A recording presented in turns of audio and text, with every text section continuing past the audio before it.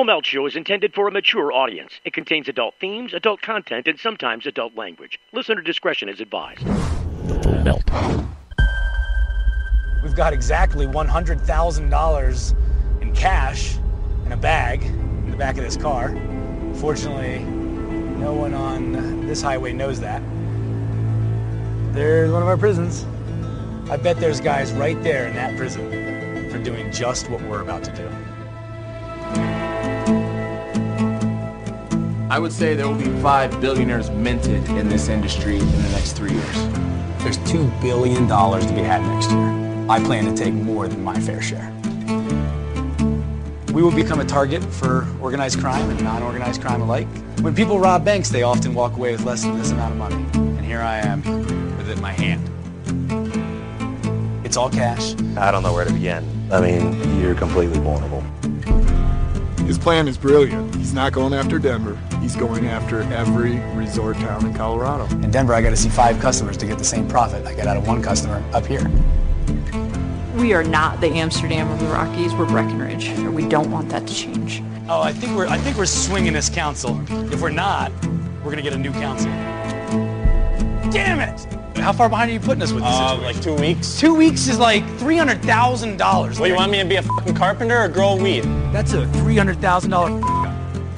If we kept this average up, we would do $17 million out of this one tiny location in 1 year.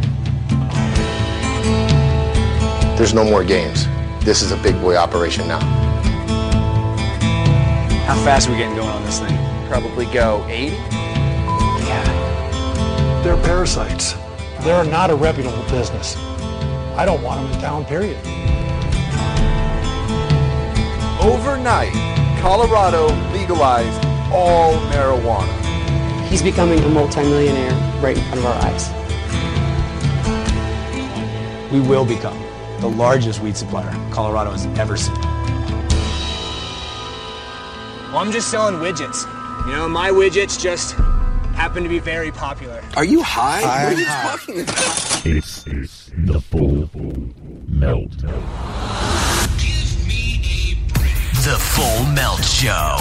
A marijuana discussion about news, culture, politics, and lifestyle. FullMelt.com. Toll free. 844-420-TALK.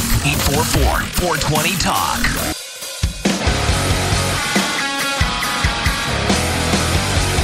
Hey, welcome to another full week of the Full Melt Show. This time, I promise it's flu-free. Wee!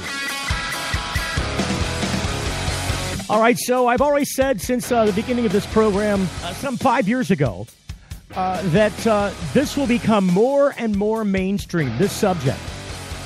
And look, this is not a prediction that it takes a psychic to make. Anytime you mix the subjects of prohibition of anything, especially something like cannabis and the long history that cannabis has, and you start propelling that forward in the popular culture, media is going to pick up on it. And it's going to become more and more popular. It's just kind of a foregone conclusion. It doesn't really take any special tea leaf reader to figure this stuff out. Honestly, since that prediction was made some 5 years ago, I can tell you that it has gotten much more prolific for me to find content on the regular television, regular mainstream popular media about cannabis, about hemp, about medical marijuana, about its availability and access to responsible adults without the fear of reprisal or home invasion or being sent off to jail. It's not always been this way. And in some cases, it still is. And in fact, many cases, it still is. This program that you heard at the beginning of this show is a new series on CNN starting this weekend on Sunday. It premieres at 10 o'clock Eastern time on Sunday. The series is called High Profits. And the idea behind it is rather unique. Now, you've seen American Weed, and you've seen Weed Wars, and there's been other incarnations of this subject on different cable channels throughout time. They've always been rather short-lived, but they've always focused on just kind of the fascination around marijuana culture. This program is a little bit different in the respect that it focuses on the profitability of retail cannabis to adults in Colorado and the methodology by which people are seeking that profit out. A lot of people are concentrated, are focused in the city of Denver, where this has been kind of a wide open door, sometimes with dragging feet, but nonetheless, Denver has been the most open to this issue. And in many of the little small town, the little resorts, Colorado is made up of a lot of little resort towns, a ton of them.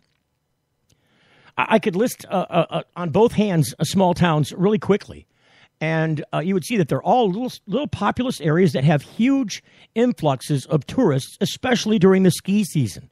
A lot of snowboarders, a lot of skiers, a lot of people who enjoy the winter sports.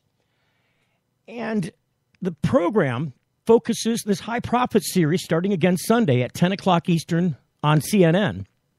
We're talking CNN here.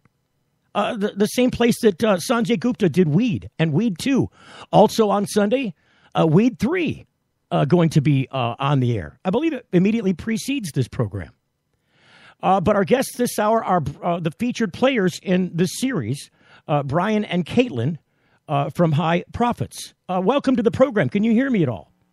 Yeah, thank you. Yeah, thank you for having us. Look, I'm really glad to have you on. I kind of set the stage for you. Tell us about the program and maybe how you got involved in it. How did you, come into contact with the people at the production company that decided to seek this series out and start producing it? Really, the production company, Breckenridge, who put this together, found us. So we were lucky in the sense that they approached us and asked us if we would be interested in doing this series. And for pretty much all of those reasons that you just mentioned, we were ecstatic to be able to jump at this opportunity and bring this topic even more into the mainstream than it already is, which has really just been exponential over the last few years, over the last 5 years. And we were excited to bring awareness to this industry and how the inner workings really of this industry and how it's working out in Colorado as far as the legal industry is concerned, and show that to the rest of the country. Now, you guys have a little bit of a different take on maybe how to extract profit from Colorado with marijuana than I think the rest of the pack has gone. Many people have focused on going to the place that's been the most open in Denver. You guys chose to lean away from Denver. Can you tell us why? Well, Denver seemed like an overly saturated marketplace to begin with, and with what we hoped would be limited competition in the resort town, we decided to go up there where everything tends to cost a little bit more. Rent's a little higher, a gallon of milk costs more, a gallon of gasoline costs more, and that means that there's a larger number that if you're getting the same percentage of that number as profit as you would in a town like Denver, that you're getting a larger dollar amount as profit. I think in the promo you said I can get 5 times the amount out of somebody in Breckenridge on one sale than I can get from somebody in Denver. Is that playing out mostly true? That really hasn't played out quite that way. That was more true in the first month or two of legalization, which is when those cameras were rolling. And that was because in the first month or two, Colorado saw a huge supply shortage of cannabis, and so prices just skyrocketed. And our business mechanism was in place to be prepared to deliver cannabis to the masses, but we had to restrict sales to single gram purchases rather than what you might see people buying 2, 4, 7, or 28 grams at a time, and getting an economies of scale discount, a bulk discount. We were not able to offer that, or we would have sold out of marijuana, and there would have been none left for any of the customers on month 2 or 3. Wow. So we had to limit it to grams only, and the gram price to keep people from buying multiple grams was just so high that it ended up being, much higher profit than you saw, certainly in the black market in the rest of the nation. So in the first few days, it might have even been higher than 5 times the amount you could have gotten in Denver. Is that true? In the first few days, Denver actually had a very similar issue that we did. There was only about 20 stores in the entire nation open on the first 2 days, and they were all in Colorado, and it was still only 20 stores, less than 2 dozen. And so everyone had that problem for the first few days, but Denver was certainly the place with the largest gardens and the largest production of cannabis. So it was they were the first ones to bring their prices back down because they had access to supply. Once supply reached the mountains, we came down quite a bit as well, though it's still a little bit more expensive than you're going to find in Denver. The tourism there in Denver is about how many people a year? Do you know? Oh, in Denver, I'm not 100% sure. How about in Breckenridge? I'm sure you know Breckenridge. Yeah, we get about 1.5 million visitors per season in Breckenridge. And the population there is about how big? About 4,000 people. Wow. That's a huge, huge difference in numbers of people, the people that live there and the people that come to visit. Yeah, that makes our customer count at about 75% tourism and 25% local base. And for local base, that we include all Colorado residents for that. So a lot of the times in the mountains when you hear about maybe local discounts or local residents, they're talking about their specific town. But we consider locals, anyone that has a Colorado ID. And like Brian was saying, around 25% or less of our customers are from Colorado, and most of them come from outside of the state from somewhere. And they only need whatever ID their local government provides them to come into your establishment? Correct, yep. As long as it's valid and it's a government-issued ID, then it'll work at our store. Wow. Listen, we're going to be coming up on a break here shortly, so don't be surprised by music in the background. That's just telling us that we're coming up on the break. When we go to break, on the other side, I'd like to come back and kind of examine the difference between, Denver politics and small-town America politics, maybe more of the style that you guys have had to deal with there in Breckenridge. You got it. While the transition was being made between recreational and medical, there had to have been quite a bit of action going on there locally. It seemed like there was some turmoil. I did get a chance to see the premiere in advance in kind of, getting ready for this program. So when we come back on the other side, I'd like to talk about the local city council, the local politics of cannabis, and how you guys got it done there. Most interested in that subject. It's the Full Melt Show. You're getting the Full Melt. Got something to hide?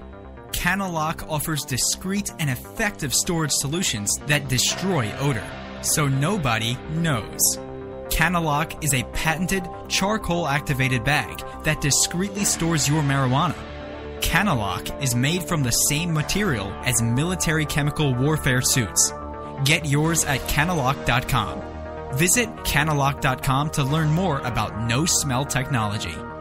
Well, this formula is specifically to grow cannabis. That's Ray Kogo for Kogo's Original Cannabis Formula Nutrients. Now, everybody knows that large buds and tight buds come from genetics, and then the amount of light you use. The other part is having the correct nutrients that the plant's going to use. Mine specifically to grow cannabis, so it's going to get everything that it needs. Ray knows what you may not. Those nutrient companies you can get in most grow shops are not cannabis specific. That means they take the stuff out of the bloom that your plant needs in bloom. You can get Kogo's Original Cannabis Formula Nutrients too. It's just 2 1-gallon jugs that make over 600 gallons of nutrients, all for less than $100. See the difference for yourself. More trichomes, bigger buds, faster growth, and for less money. Go to CANNABISformula.com or call Ray direct at 517-375-8998. That's 517-375-8998. Kogo's Original Cannabis Formula Nutrients. Does your dog or cat suffer with joint disorders, arthritis, anxiety, cancer, chronic pain, or other ailments? Hemp or cannabis-based medicinal products are now legal. Why should your pets go without the same options that we have available? Try Sativus, a daily hemp oil with CBD. Sativus is quality inspected and made in the USA. Easy-to-use drops are applied directly to your pet's food. For your pet's wellness, try Sativus drops. Ask for Sativus at your local pet store or learn more at petpain.com. It's not easy out there, but it can be easier. And when it comes to medical marijuana in Michigan and chronic pain management, Dr. Bob Townsend, renowned for his patient advocacy and deep understanding of how patients and medical marijuana certifications fit together, makes it his hallmark to educate and provide the best holistic treatment for your condition. His knowledgeable staff makes you feel warm and welcome, and Dr. Bob makes you feel well. With locations across the state in Cadillac and Gaylord, Kalamazoo, Marquette, Mount Pleasant, Muskegon, Saginaw, Traverse City, you can't beat the convenience and feeling you get knowing you have someone on your side that cares. Denali Healthcare is on the web at denalihealthcaremi.com. Get answers to your holistic health questions or schedule an appointment now by calling 989-339-4464. Chronic pain management and holistic health answers is what they do.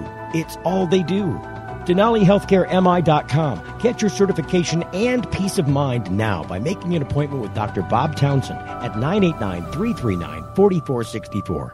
With this warmer weather, I get more active. The aches and pains keep me from doing things I enjoy, like golfing and working outside my yard. Toledo Hemp Center's new location, 1415 Sylvania Avenue, has shown me there is an alternative to pharmaceutical drugs. I use CBD, cannabidiol, infused hemp lotions, oral sprays, and topical oils. Thank you, Toledo Hemp Center, for helping me restore and maintain my health with no side effects and no high. Find out more at ToledoHempCenter.com. Hey, this is Tommy Chong, and you're listening to The Full Milk Show. Come heavy or don't come at all.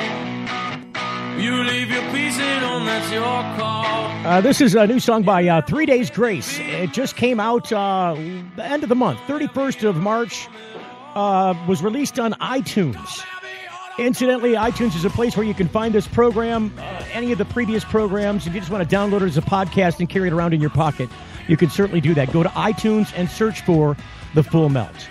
Our guests all hour are Brian and Caitlin from the Breckenridge Cannabis Club. Welcome back to the program, you guys. Thank you. Thanks for having us.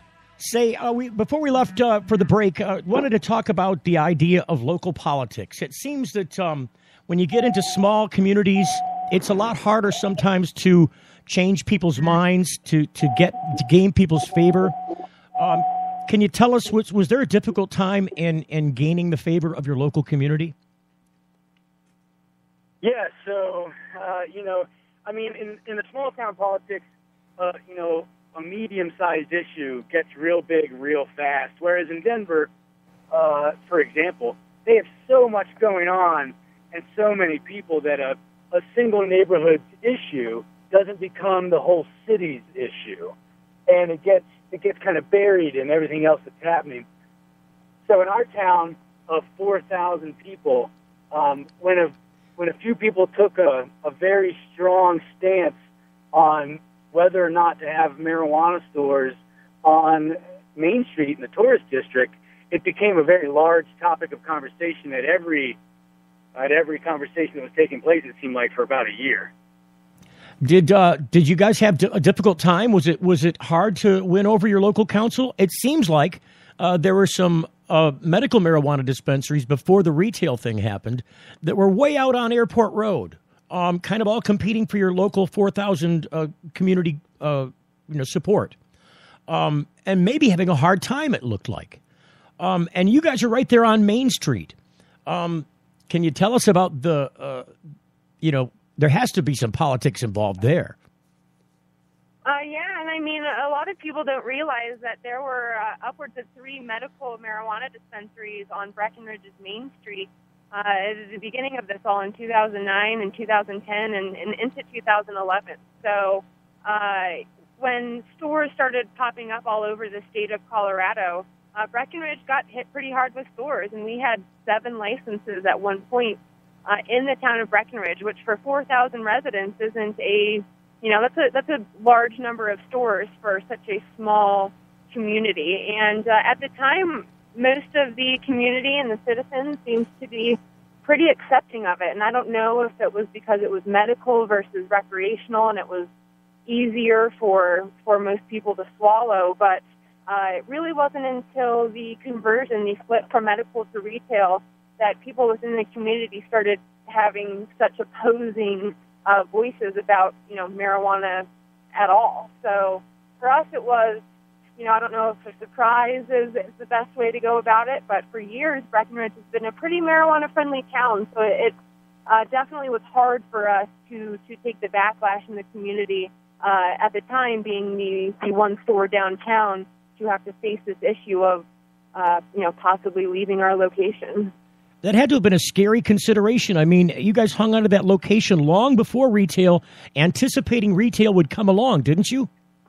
Entirely. It was a long 4 years, and like everyone says, it takes small businesses 3 to 5 years to be profitable if they even make it that far. And we were certainly an example of that. Whether or not we were even going to make it, we were paying high downtown rent, and we were hoping, not knowing when, that one day marijuana would be legal for all adults over the age of 21. But certainly when we got our license in 2009, that wasn't on the docket for our state yet. And so it was a bit of a guessing game, wondering how long we were going to have to hold out for something like that. It was quite a bit of a gamble. The series is called High Profits. It airs, the series premiere is at 10 o'clock Eastern on CNN. And our guests this hour are the principal people in this original series that CNN is beginning called High Profits, Brian and Caitlin. If you've got a question for them, you'd like to call up and ask a question or have a comment, please feel free to do so. 1-844-420-TALK. It's a toll-free number, 1-844-420-TALK. It's when this thing hits air, there are going to be a lot of people looking at the name alone, and then I think the producers were like, oh, we're going to focus on the money here. And they've done a tremendous job of that. I think there are a lot of people that are going to look at you and say, oh, they're so lucky. They're so lucky. But it really isn't that way at all, is it? This was a lot of strategy, a lot of planning, and a lot of grit went into this, wasn't there? A ton of grit. This has been nothing but elbow grease and dedication and sacrifice. People might see a lot of money on the show, and like you said, the producers were very cognizant of the fact that there was money around, but that's not all our money. A lot of that is 25%, 1/4 of all the money you see on the show is taxes. It's stuff going to Colorado, which they did they have to give some money back to the citizens that came from the. So that's another topic right now, right? We do have an amendment in our Constitution that prevents our government from spending our money frivolously or collecting more money than we need and then finding reasons to spend it rather than giving it back to the taxpayers. And in this case, people are a little unhappy because they see the marijuana money maybe being refunded to the taxpayers and or to the producers themselves of the marijuana, like Caitlin and I, for instance. Some of it going back because it's in excess of what the state was supposed to collect in taxes this year and what they had budgeted for taxes. And, I think it would be best if that marijuana money would go to school construction like it was supposed to. I think it would make the most people happy. And if it does go back to the taxpayers, we can fix that glitch in our system and make it right for future years. Looking at the money on this, there's a part in the promo where you guys are riding past a prison complex.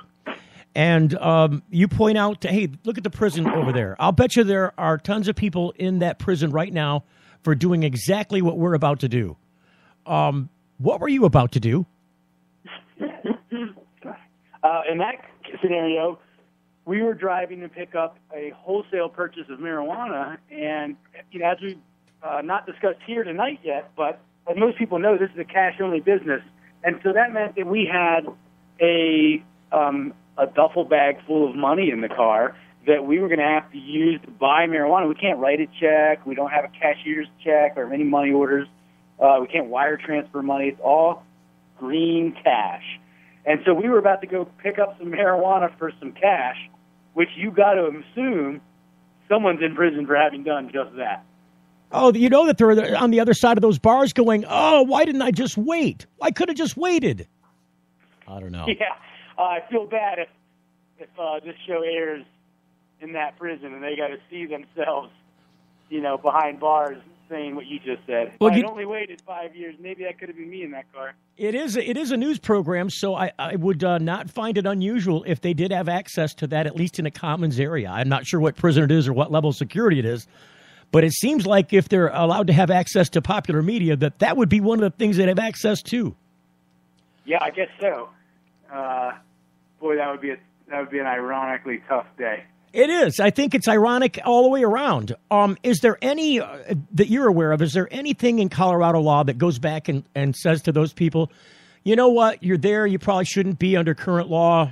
You should either get released or have an early release or some kind of clemency. Is there anything like that for those people that you're aware of? I can't say that the law is specifically written to remove penalties that are currently affecting previous offenders of the law, but I do know that there's a lot of momentum and a lot of respect for the new law and the fact that it has unjustly affected people previously convicted of what would now be legal, and that I think even our current governor would be likely to grant clemency to people to time served for any marijuana-only offenses. Now, the people that are going to watch this program get to watch it, like you said, kind of retrograde. It's back. This happened a while ago for you. This is over a year ago, the stuff that they're going to see on the show on Sunday night. Have things transpired the way that you thought they may? Or are there a bunch of surprises along the way? Do we have a roller coaster ride in front of us in watching this series? Yeah, I mean, I would definitely say you've got a roller coaster ahead of you, and a little bit of both, really. There was definitely things that we kind of predicted and assumed might happen in the industry, and then things that popped up that were maybe impossible to predict. So there's a lot of the state as a whole and then the industry within that figuring out how to implement this and implement it in the best way possible so that, it's actually plausible for the people being regulated to follow the rules and regulations. When rules first came out in the beginning of 2014, and even before then with medical marijuana rules, there were really obscure, hard-to-enforce rules that it was clear that people who had really no idea how marijuana worked as a substance or as a growing product that wrote these rules that were just almost impossible to enforce. And so there's a lot of constant evolving in the industry as we all sort of figure out our rhythm with how taxation and regulation of this product works. I wanted to ask you both, maybe independently, because maybe your views are different. They could be the same. Most exciting moment over the last year and the most scary moment over the last year. Maybe Brian first. Well, you'll see right in episode 1 how exciting it was to have a line of hundreds of people waiting outside your door, wrapped down the sidewalk and around the block in about 10 degrees Fahrenheit temperatures with a blizzard underway, pumping snow on top of these folks. And that line never died down all day.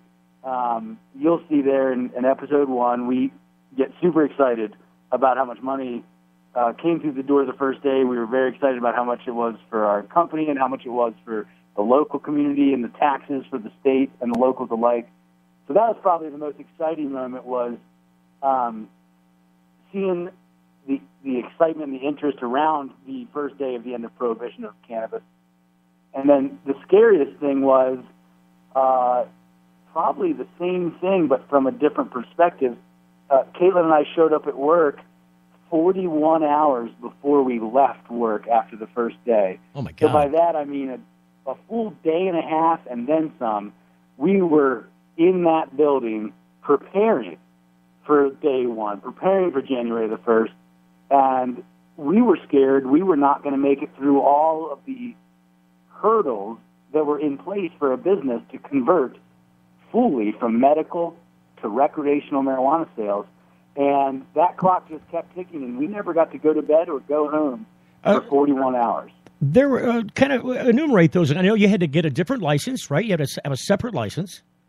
Yes? Correct. And then also you had all this cash, so I'm sure there was some security concerns. Absolutely.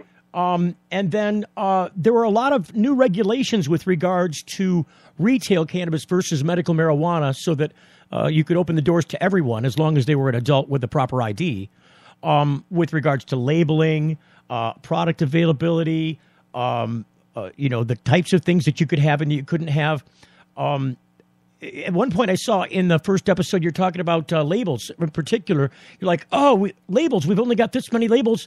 How can we be compliant? That's a lot of stuff to swim around. I can see why you'd be up for 41 hours before this kind of thing happened.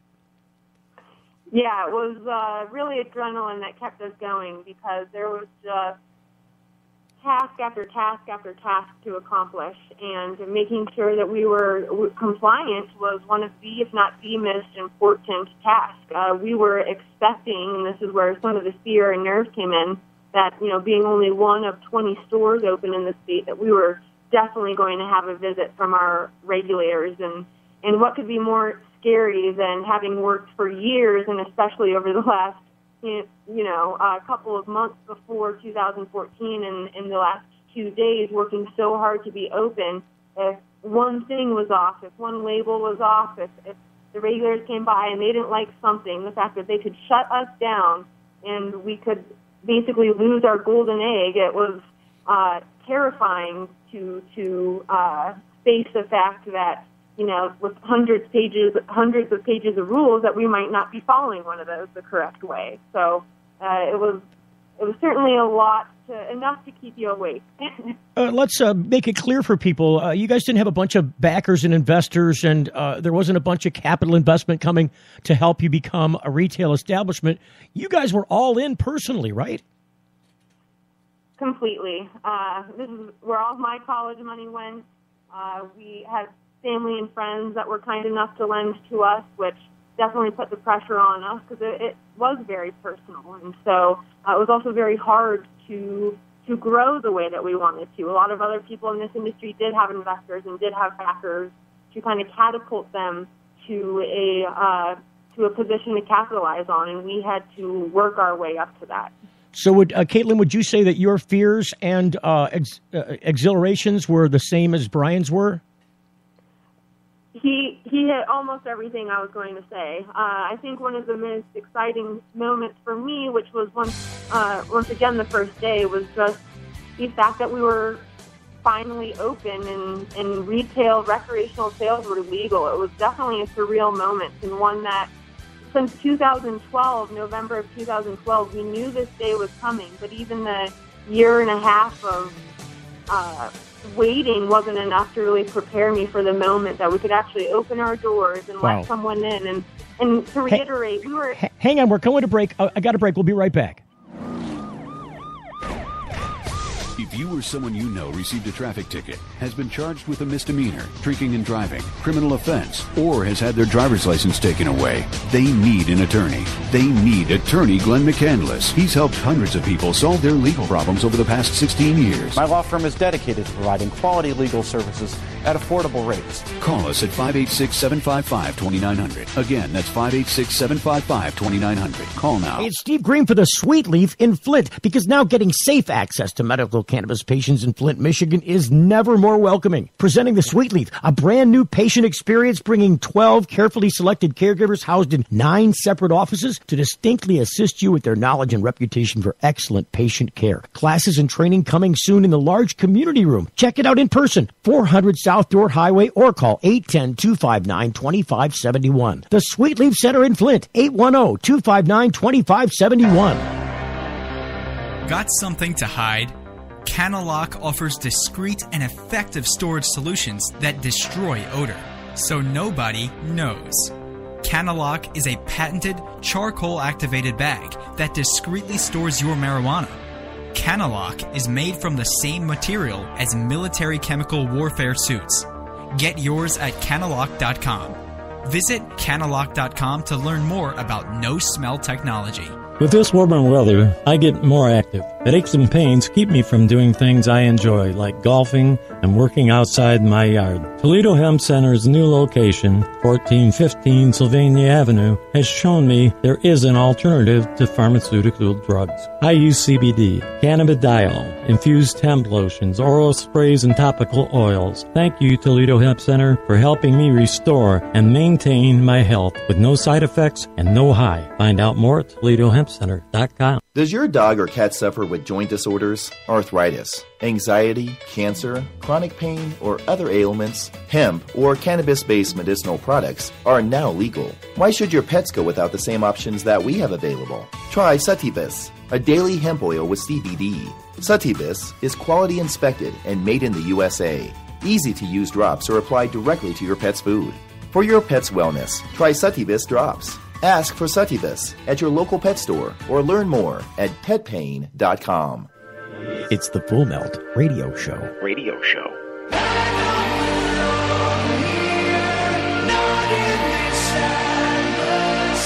See, I'm terribly sorry. It was a very abrupt break there.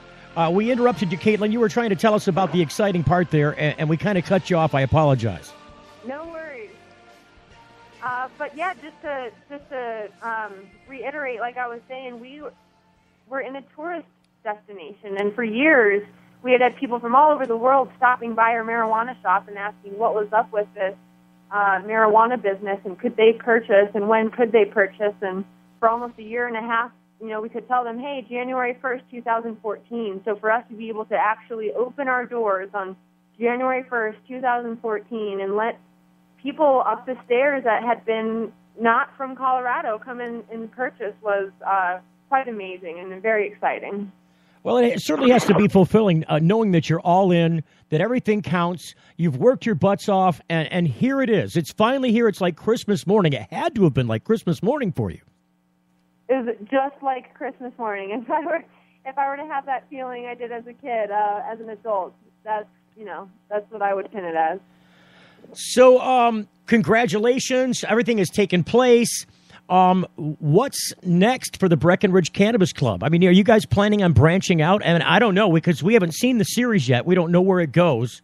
So I don't know. Maybe you already have branched out, but I don't want to give away any endings or have any spoilers. I want people to watch the show and see what's going on, because I'm telling you, the way the show is produced, it makes you want to see more. It makes you want to, where's the next piece? Oh, it's over with already? Oh, next week. When's next? It can't come fast enough. Yeah, I think if we said too much about anything that we wanted to do, where we're headed, it would be too much of a spoiler for the rest of the series. Okay, well, we won't do that then. Well, tell me this. So you've got the place open. Everything's excited. Did you get to hire new people? Did you have a hiring frenzy? Were there some roller coasters with regards to the number of people that came and went? Did you long to see the people that were rappers? In the first episode, you'll definitely see, I believe that's when you get to see us interviewing prospective employees, some of which made the cut and some didn't make the cut through the interview process. And some of which have left the company, and a few of which are still with the company now. But it's a whole lot of fun to watch the interview process. We definitely didn't have any shortage of people interested in applying for a position at our company. So we hired a bunch of new people, far more people than we had ever employed in our company. And that was interesting for us to have to do such a thing, to schedule all these people, to hire them, to train them. We'd only ever had 1 to 2 people at a time on staff. So we definitely needed more once retail sales took effect in January. I'm really glad you had a lot of people that were applying, because I'll tell you, it's hard to find good help these days. And a lot of times you'll put an ad out, just as a guy who employs people myself, when you put an ad out, it's if you don't have a lot of people to pick from, you kind of have to go with the best of what you got. It seems like at least you guys could pick from the cream of the crop. We really could. We've got an excellent staff. We're so happy with everyone who works for us. And you're right, good help is extremely hard to come by. So we've certainly had issues with employees here and there, but for the most part, we have a really great team in place, and that's something we're definitely thankful for. In the first episode, there is a time where Brian steps outside because you were very keen on this. I have to give you real kudos for this because unless you've got an eagle eye, you would have just totally not seen this happen.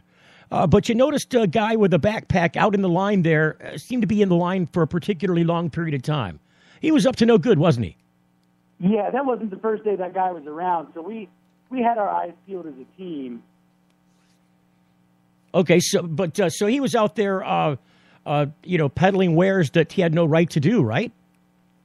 Yeah, you'll see in episode 1 this, totally disingenuous man who decided to take advantage of the long line wait outside and try and, like you said, peddle his wares where they didn't belong to be peddled. Well, he's taken from your table. I mean, that's what you guys have worked for. Look, I used to do a fair festival business, and I also used to do fireworks. We had fireworks stands out here. Laws have changed, but when I used to do fireworks, we weren't allowed to have anything that went in the air. And so I'd have a fireworks stand, and I'd be playing by the rules, and then some guy would roll up in a little, car with a pull-behind U-Haul wagon, and he'd roll up the back of his wagon, and he'd have all the illegal stuff in there. And people would go flock to him and leave my booth like by droves. And I had to go chase those people away. I had to do it every single year. Did you have this as a common theme, or was this just something that happened at the beginning of the year? No, this is a common theme. This is, broader than just some one guy trying to take advantage of a long line wait and maybe sell some cannabis where he's not supposed to. If you look all over Craigslist right now, you'll see people selling cannabis openly. And it's very frustrating because roughly 33% of the market in Colorado is still controlled by the black market forces. Oh, that's awful. And, yeah, we voted, overwhelmingly to legalize marijuana, to bring it into the market, into the light of day. And that, we agreed as a society that we were no longer going to punish people for growing their own marijuana, and that's just and that's awesome.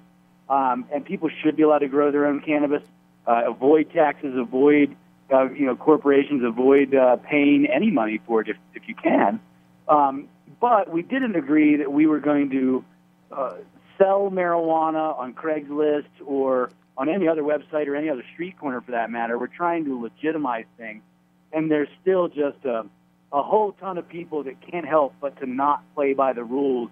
And it's very frustrating. If you've ever played any game of any kind in your whole life, the person who's not playing by the rules, is the least liked person of all usually. Well, and he's usually the first to get knocked down, too. But let's face it, he's not playing by the rules because he doesn't want to find the storefront. He doesn't want to take on the liability, doesn't want to pay the licensing, doesn't want to pay the rent, doesn't want to pay the employees, and certainly doesn't want to pay the taxes. There's got to be a way to get those people out of the way. Is there any game plan in Colorado to push those people aside to maybe minimize that market as much as possible? I think we'd have to lower taxes. That's one. That's 25% burden we have on the final cost of purchase is this enormous tax. And if we could send a message to the other states that are considering legalization, and I think this is already playing out in some of the major media, it's that don't overtax marijuana. The whole point behind legalization was to eradicate the black market. And if you see in Colorado, we still have a very strong, though decline, black market. It's still very strong. And our taxes are the number one driving force behind that. Of course, rules and regulations also increase the cost of production and distribution of that marijuana. But if you can get rid of the taxes, the economies of scale of large-scale production after the industry matures, it will bring the price down so far that a home grower, some guy growing in his closet, it will no longer make sense to pay his power bill and hand trim that marijuana and try and sell it because the profit won't be there anymore for him. Well, and let's face it, Colorado. We were just talking about Colorado having taken in more than it expected to in taxes. So perhaps there is cause for some adjustment in Colorado's taxes in an effort to kind of minimize the black market and make it a little more like they had envisioned in the first place. Yes? Would you agree? I agree with some portion of that. Actually, what happened was It's kind of boring. But Colorado, actually, our economy is doing so well that we collected more taxes in general than we were supposed to, and therefore certain taxes need refunded, and the one that's really catching the most heat is this marijuana tax, which actually fell somewhat shy of projections of the governor's office and their economic office projected we would collect X number of dollars in taxes, and we collected only about 60% of that number. And that is largely due to the fact that the tax on marijuana is so high that people opted out of buying marijuana on the taxed market. See, that's very interesting. That's not boring to me at all because it goes down to the underlying reason which you would legalize in the first place. And let's face it, the entire country's eyes are focused on Colorado and what's happening. We're not just talking about everyday Jane and Joe citizen. We're talking about legislators both on the state level and I'm sure at the federal level are watching what's happening in Colorado because they consider it an experiment. I don't see it as an experiment at all. I see it as a successful plan that's been put into place. But they view it as an experiment. And so in that view, it seems like, because let's face it, Colorado's not just enjoying the cannabis tax itself, but the entire industry that's grown up around it. The employment taxes, the other taxes that go along with businesses, because the companies that make products and supplies that support this industry are not in the business of cannabis sales at all. They're in the business of product and service sales, these kinds of things. So there's a tremendous amount of money Colorado's making in the taxation market that's all related to cannabis, but isn't cannabis itself. Am I correct? You are correct. There are countless ancillary businesses that have popped up either to specifically cater to the marijuana industry or businesses that were already in place that are just doing that much better because of this brand new industry that is able to support their businesses. So, I know, for example, a handful of companies, whether it be delivery companies or security companies that didn't even exist before marijuana legalization and have now opened. And like you said, just other businesses that were in place. Caitlin, hang on. We're back in the position of going to break. When we come back on the other side, I want to talk about what other states might do in the face of what you've done. Stand by. Got something to hide? Canalock offers discreet and effective storage solutions that destroy odor, so nobody knows. Canalock is a patented charcoal-activated bag that discreetly stores your marijuana. Canalock is made from the same material as military chemical warfare suits. Get yours at canalock.com. Visit canalock.com to learn more about no-smell technology.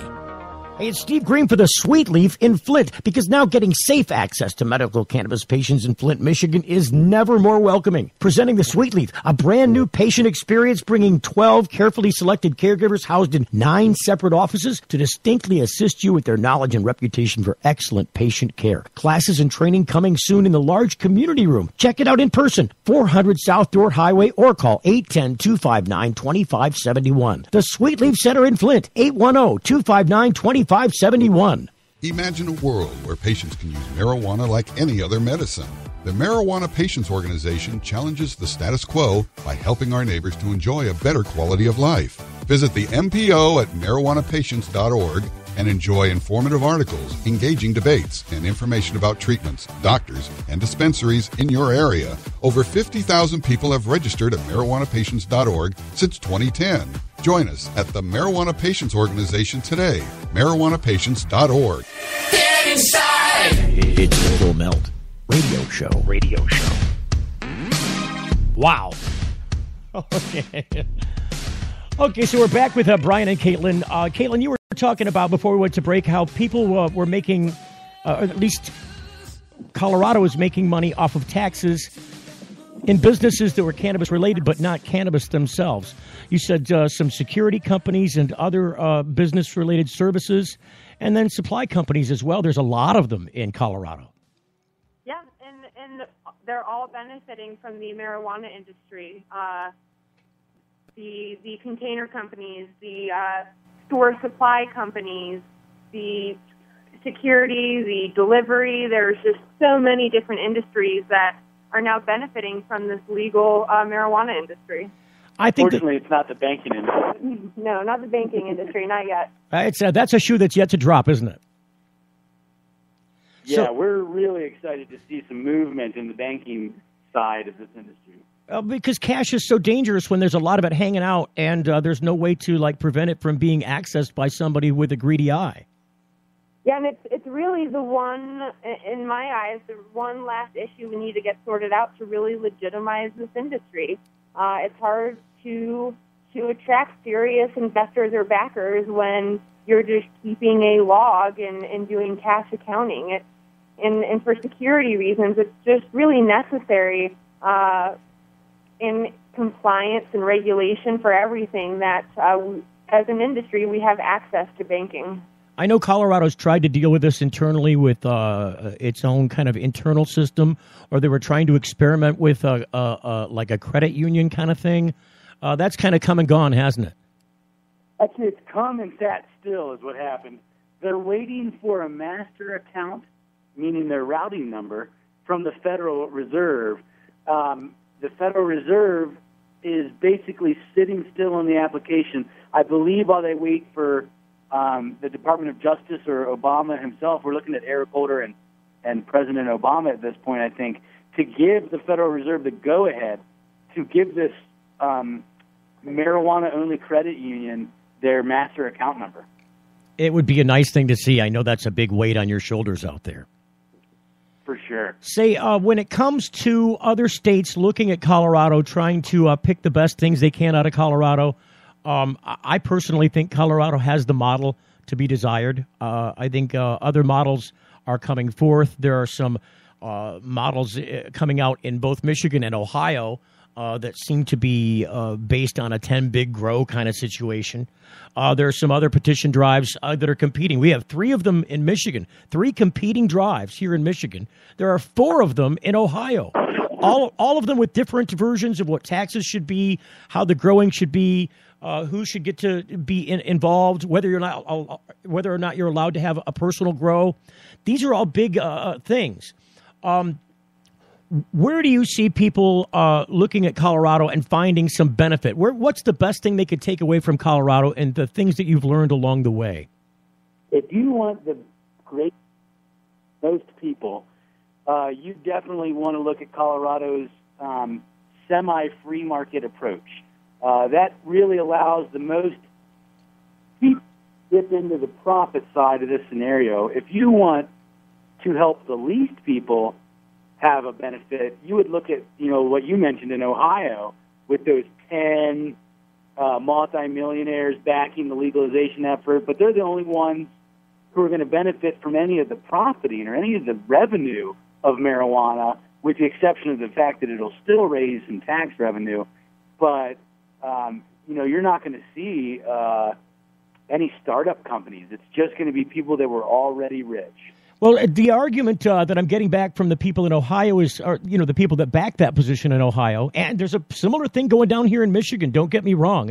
This is not just Ohio. And I think a lot of other states are looking at the Ohio and Michigan things and looking to see how those go and then trying to do their own thing. But I think the argument you're getting in Ohio is that, look, this is just the growing end, that this is the wholesale end. The real money to be made here is where you guys are at, in the retail end.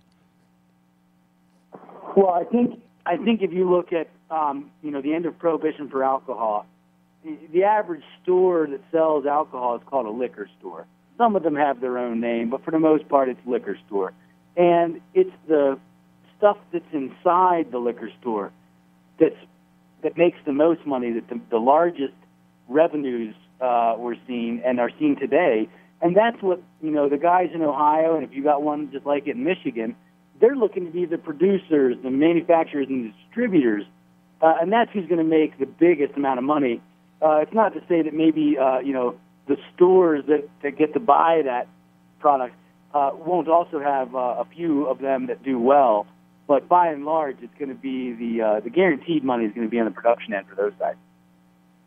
Guys, I really got to thank you for coming on the program. Can I ask you one favor before we let you go?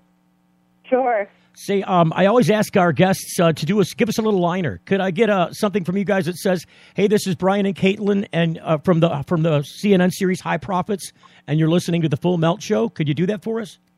Of course. Give it a shot. See what split it up between the two of you if you want. Sure. And see what you got. Okay, so this is Brian Rogers And Caitlin McGuire. from CNN's High Profits. And you're listening to the Full Melt Show. Wow, you guys are professionals. I did that with Tommy Chong. It took like about 5 minutes to get it out of him. No way. Oh, he could not hear. Tommy's half deaf, and he could not hear what I was saying. I'm like, "It's the Full Melt Show," and he's like, "The Whole Mouth Show?" And I'm like, no. I had to make for some good replays, though. Oh yeah, we're gonna have fodder with that one. Let me tell you, a lot of fun. Yeah. Brian and Caitlin from the new CNN series, High Profits. It premieres this weekend, the 19th at 10 o'clock Eastern Time on CNN. Good luck to you guys. And maybe we can have you back sometime throughout the season and maybe give us an update from perspectives so we haven't given away anything. And you guys can maybe comment on something that maybe I'm sure you might have wanted to do here, but we don't want to give away any spoilers. Hey, anytime, just give us a call. Thanks again, you guys. Thank you. Appreciate you coming on. Say, for our listeners here, I got to remind you that we are going to be doing a special live broadcast on the 18th. That is a Saturday. It's actually the day that precedes the airing of this program that we've been talking about all hour, this High Profits program. On Sunday, the 19th, in addition to High Profits, CNN has Sanjay Gupta's third incarnation of Weed. It's Weed 3. I didn't know about this until I saw the series premiere for High Profits coming out. But I'm sure that's going to be a very interesting thing. And it seems like we may have an opportunity to get Sanjay Gupta on this very program to talk about what that is before it airs on the 19th. But on the 18th, we're doing a special live broadcast on a Saturday, because normally we're on Monday through Friday. But on Saturday, the 18th, we'll be out at Sweet Leaf in Flint. They're an advertiser on the program, and for good reason. They've got a kind of a unique caregiver-patient center up there in Flint, and they are holding a 420 party. They're doing it over the weekend, so you don't have to be there on Monday, the 20th. But Saturday and Sunday should be great, fun-filled days. I'm not sure if he's starting it on Friday. I'd have to check into that. But I know we're going to be there on Saturday, and we'll be out there with a bunch of guests and a bunch of people. I know John Sinclair is going to be out there. Everybody knows who John Sinclair is. This is in addition to our Monday through Friday program, so it's a special edition. It's obviously maybe for some of our Michigan people to tune in and be a part of. But 420 celebration on the 18th. At Sweet Leaf in Flint. Mark it down on your calendar. We hope to either see you there or have you listen on the program as we broadcast live from that location. A lot of stuff happening at this time of the year as people start to celebrate around the 420 thing. It's the biggest holiday in the pot year for the cannabis community. Thank goodness I'm over with that flu. Full schedule of programs this week. And I hope that you will join us again tomorrow. If you get a chance, this is really important for us. On the top of the page at thefullmelt.com, there's a Facebook link, a Twitter link.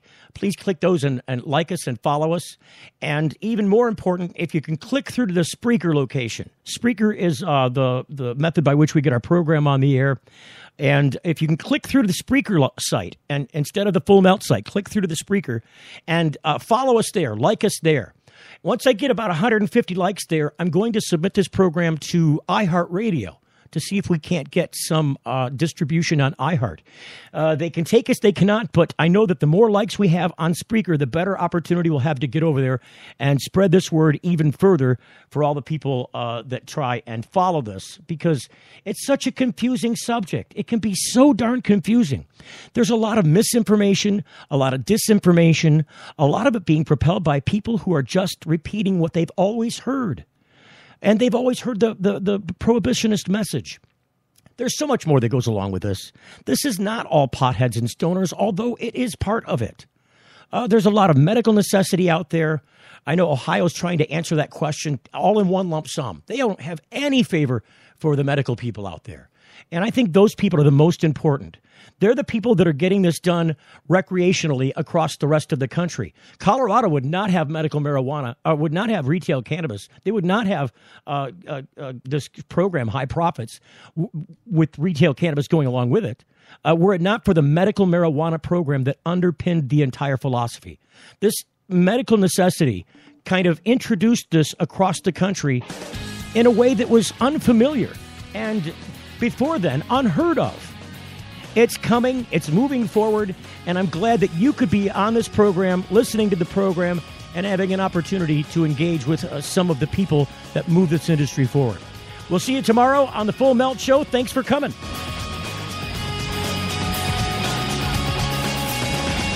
The Full Melt Show is a production of TFM Media. The Full Melt Show is intended for a mature audience. It contains adult themes, adult content, and sometimes adult language.